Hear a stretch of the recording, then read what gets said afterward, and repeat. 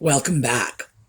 Well, today we are supposed to be doing another episode of Escape from 2020, but to tell you the truth, I needed a little break this week, mostly because the topic I want to present next is going to require a little more research than I've had time for in the last week.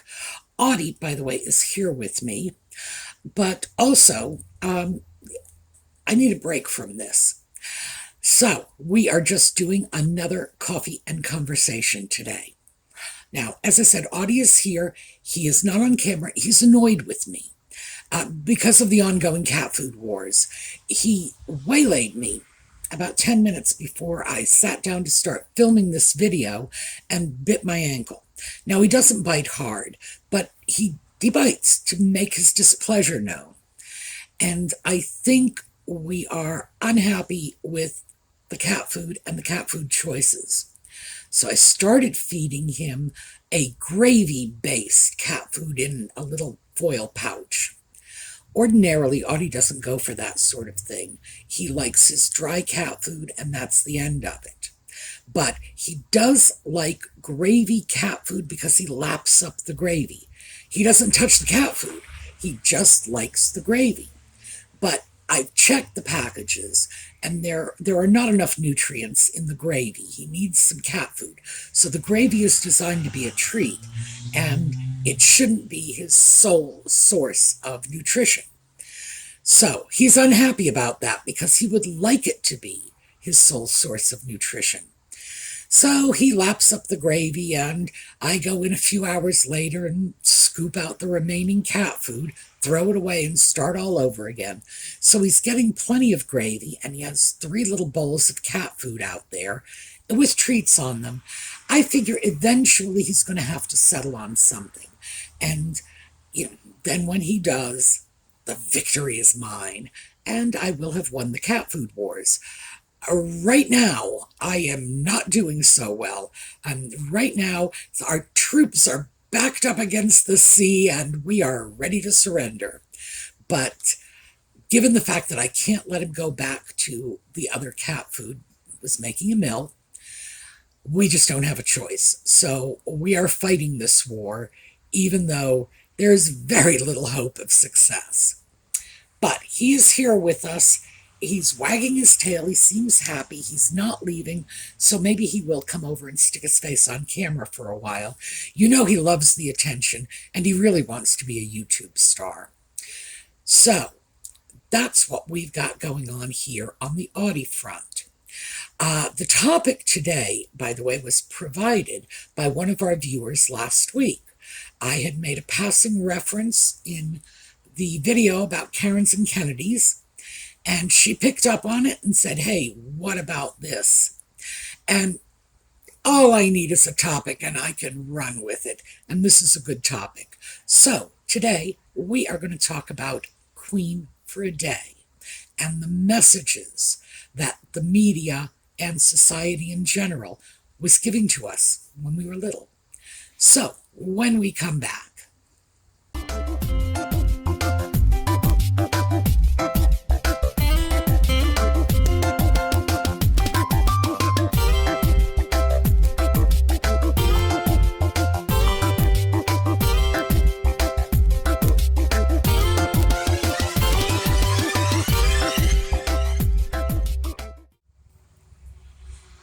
well, I have my coffee, and the coffee smells great, but it tastes average. It's not bad. It tastes like coffee, but it doesn't taste anywhere near as good as it smells because it smells terrific. So I'm feeling a little disappointed.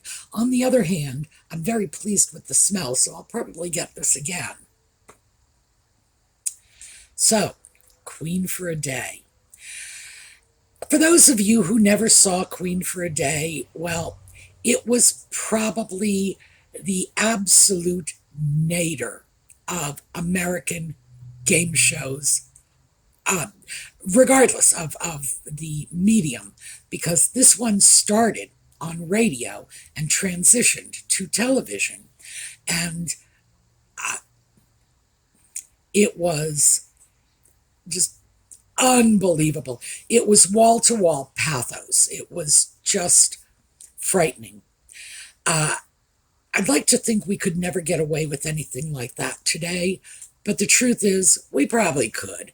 I mean, some of the reality shows on television are pretty depressing. So, let's start with the beginnings of Queen for a Day, because this tells you what the idea was, what was the impetus behind this bizarre, you know, look how miserable I am game show.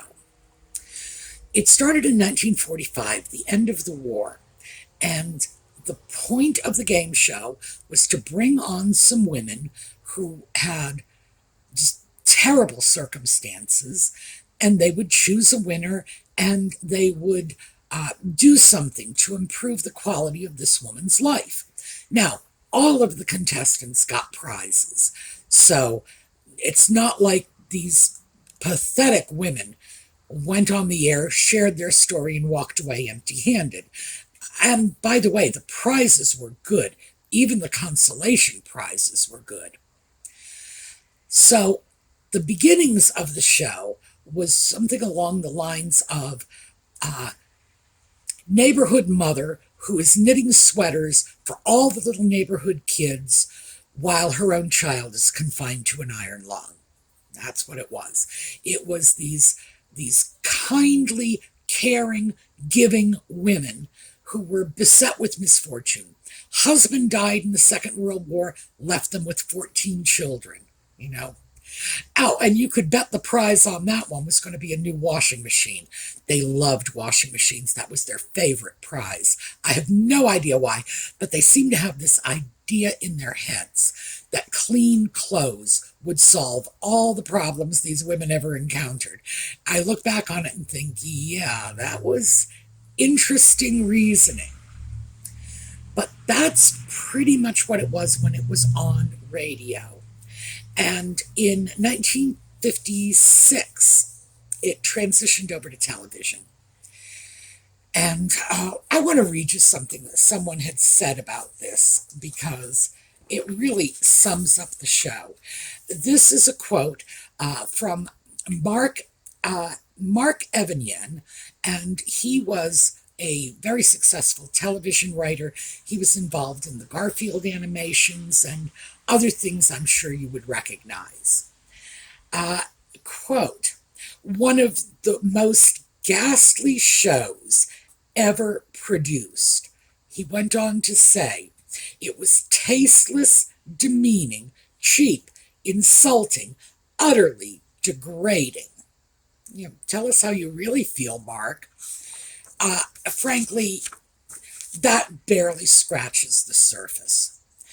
When it hit television, you would have, I believe it was 3 contestants. They would all get up, tell you their hard luck tale, and they had an applause meter.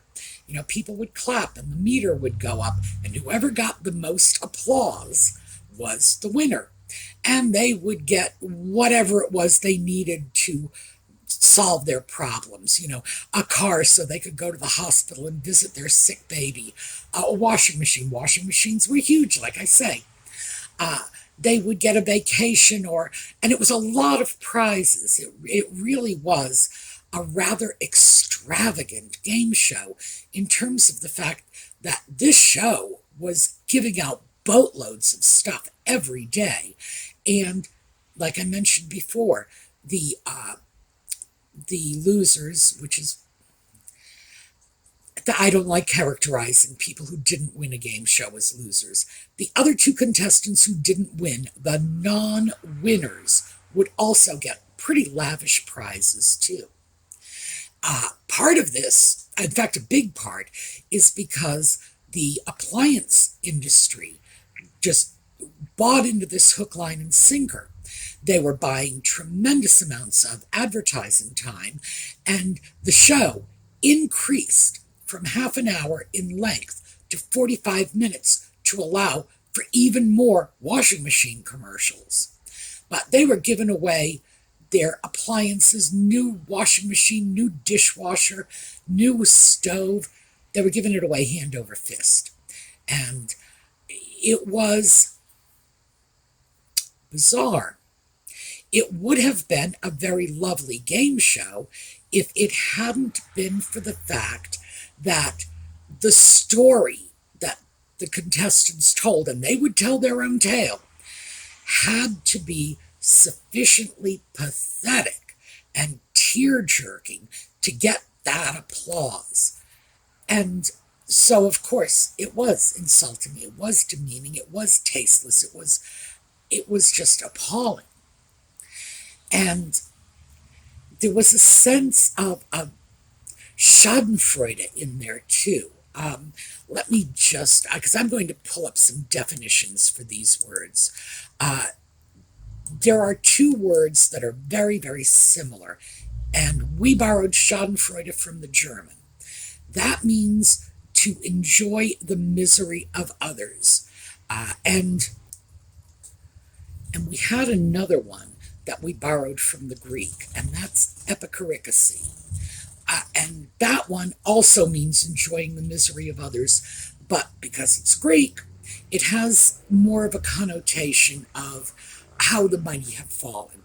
So they're similar words. It's basically reveling in someone else's misfortune. And as I say, they are both loan words. English, pure English, doesn't have a word like this. It doesn't even really have a concept like this. By the way, we're not giving those words back. So when I say loan words, that's just what they're called, but there is no truth in advertising. We do not borrow words from other languages with the intention of returning them at some point in the future. No, we steal them and keep them for ourselves. So, yeah, there's some element of that, I'm sure, particularly when we went into the 50s and it was televised and there was that applause meter and a lot of glitz, and it was a very disturbed moment in American history. Well, I think it ran through until the early 1960s. So, and that would be 15 years. So it's hardly a moment. It was an unfortunate period in American history. I'm not so sure that epikarikasi or schadenfreude is really what was going on. My own personal theory, and this is mine, so take it for what it's worth, is that it was hearkening back to a tradition that, and this is part of European culture, a medieval tradition, and there was a folk tale that was unbelievably popular in the Middle Ages. Boccaccio re-rendered the tale. He didn't create it. It was a folk tale that had been around, and he sort of re-rendered the tale, and it was called The Patient Griselda. And it is this bizarre story about a man who is testing the devotion of his wife. And first he takes her children away and says he's going to kill them. And she doesn't protest. And he sends her back to her father's house, repudiates her. She doesn't protest. And then, like 10 years later, he brings her back to work as a maid in his house in order to get it ready for his marriage to a new woman, well, a new child, because it was a very young girl he was going to marry. And she not only doesn't protest, she wishes them well. And then he says, no, this is our daughter. And they bring out the son too. And Griselda and this monster live happily ever after. And this is a medieval morality tale. They were holding up Griselda as the perfect wife. Just quiet and submissive and spineless and pathetic. And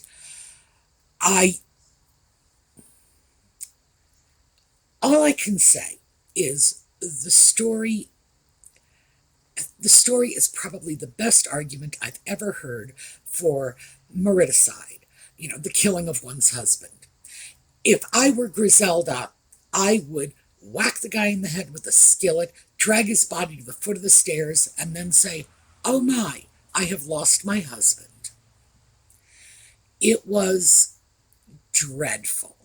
Now, of course, this is a story that came out of times that were very patriarchal, controlled by the church, and etc. Although I do have a lot of issues with the fact that churchmen were very often quoting this outrageous story to their congregants as the model of the perfect woman, Griselda, because so much of what went on in that story is absolutely contrary to Catholic doctrine.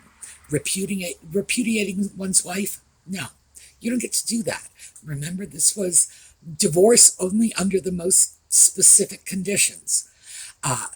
Killing your children? Since when has that been condoned by the church? So much was abhorrent to any moral thinking person. Nevertheless, very famous. It was probably the best known story throughout the Middle Ages.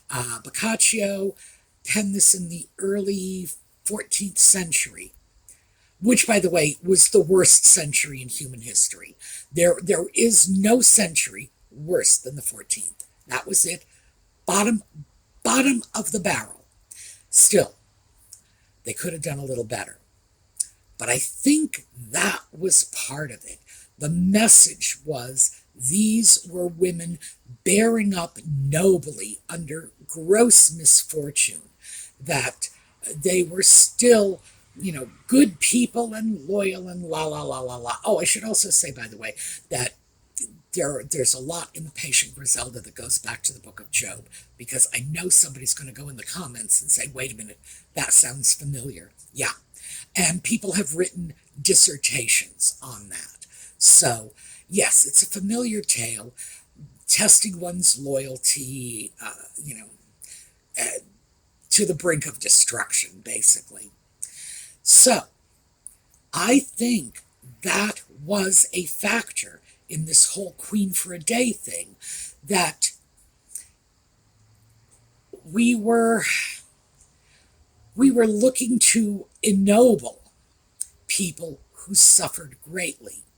And that probably came directly out of the war, because the men who were in the war, now I speak from the point of view of an American, the men who were in the war saw tremendous suffering and came back, and I guess there must have been plenty of people who thought it wasn't fair that they won the war and there was still suffering here in America. The people in Europe, of course, saw all of the suffering of the war and saw all of the suffering in the aftermath of the war, but Queen for a Day, as I said, was not. It was an American show. So, and by the way, it did also appear in other countries after it really peaked in the U.S. So, I think there was some connection there. Again, personal opinion, that coming out of the war, we wanted to see some point to the misery. We wanted to see the human spirit overcoming the misery. I could be wrong about that, but again, I knew that generation, and most of my viewers also knew that generation. I know you did. They were our parents. So, yes, I think that was something that resonated with them. I don't think they were looking at it as a vulgar, tasteless display of pathos for a sick society to lap up like sugar. No, I think it was very different for them. But that was one of many crazy but related messages that we were getting as children. Now, I was born in 1954, and I will be 69 this year. So when I talk about this, I'm talking about being a young person in the 50s and 60s. And one of my favorite shows was Father Knows Best. I really thought that was a wonderful show. But there are two episodes that stood out in my mind. They did at the time. At the time, even though I was too young to articulate it, it was one of those what's wrong with this picture moments for me. Well, two of them. The first one was when Mom, Margaret Anderson, and that was Jane Wyman, had a friend from college, because remember, all these moms went to college and never did anything with their degrees, just got married and had babies, because June Cleaver spoke of her college days too. Donna Stone spoke of her college days. These were very well-educated women who frankly wasted their education and their potential, but my opinion. So Margaret's friend from college has become very successful, and she comes to visit Margaret, and Margaret is feeling wistful. You know, her friend had such a wonderful, exciting life, and she has nothing but dirty dishes and dirty laundry and 3 screaming kids. And of course, by the end of the show, the way this dilemma is resolved is we find out that the friend is very envious of Margaret with her happy, loving family, and this woman is, dried up old spinster. That's the stereotype. Miserable message to give little girls, but I remember that. And then there was another episode, and I've always linked the two in my mind.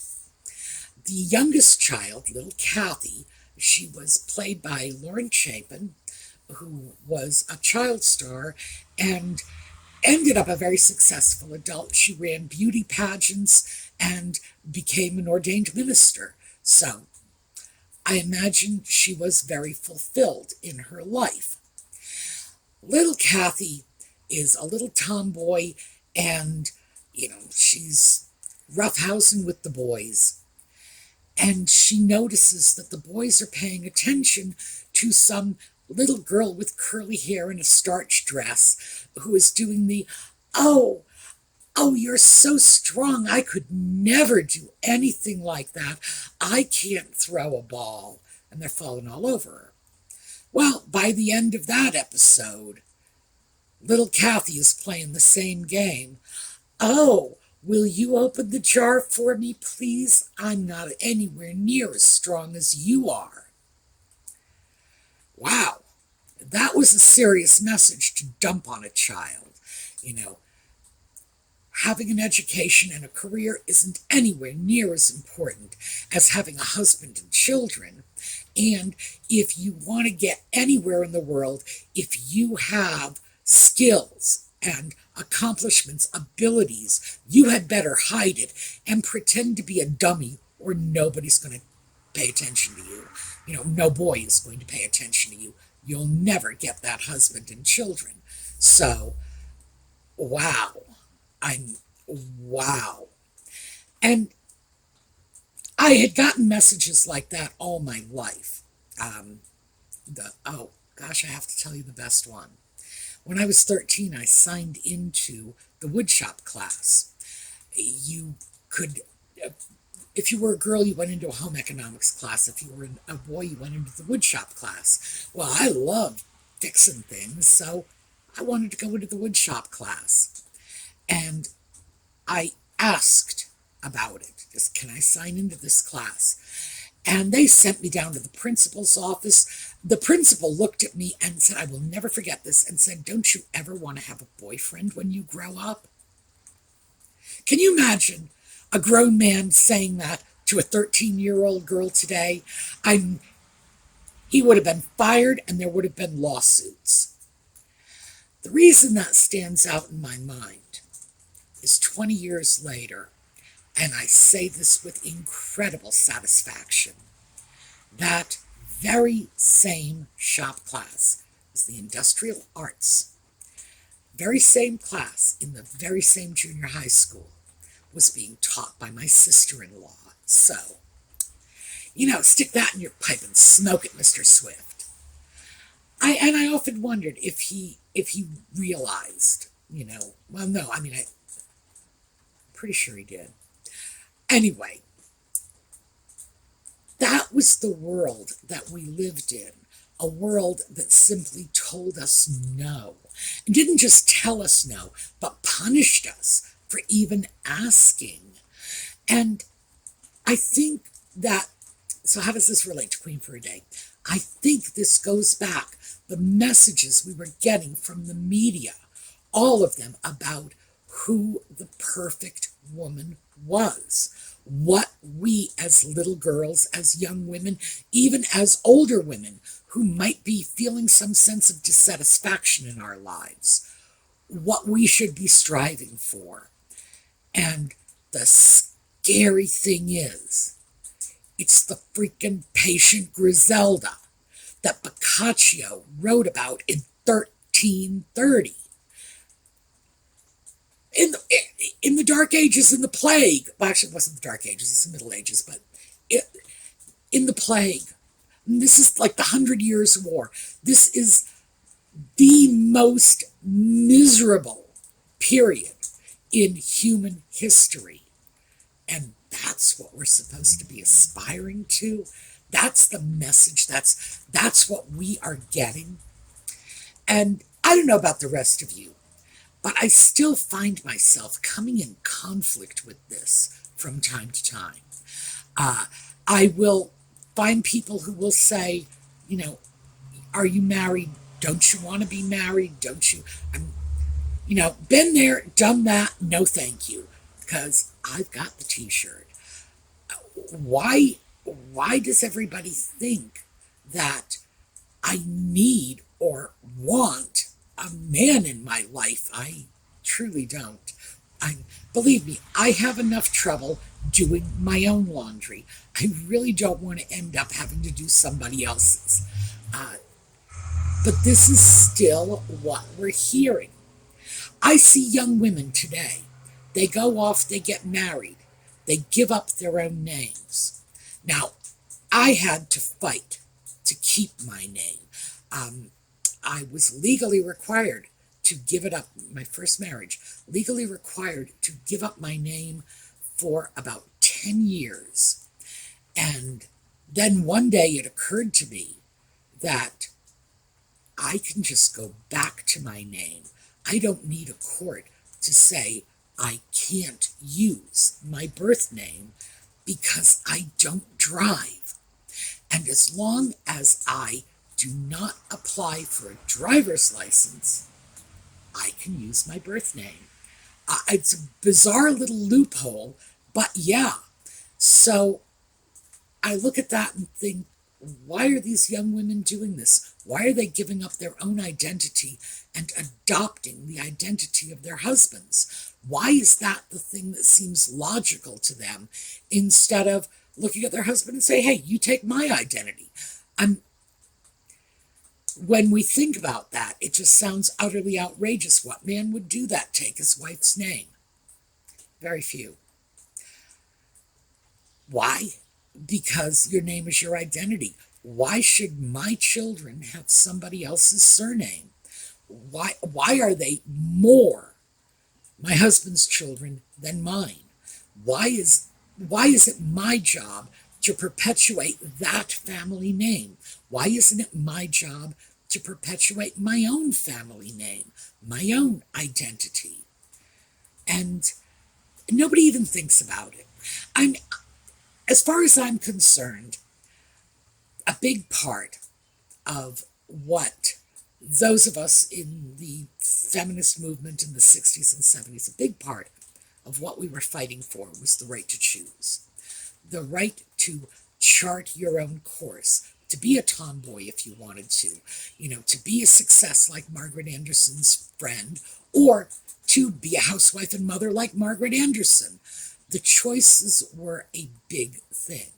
So I'm not going to argue with anybody else's choice. What I do argue with is that nobody thinks about it, that it is so very automatic, that you get married, you change your name. No thank you. No thank you. It's not something I'm interested in doing. So, I don't know.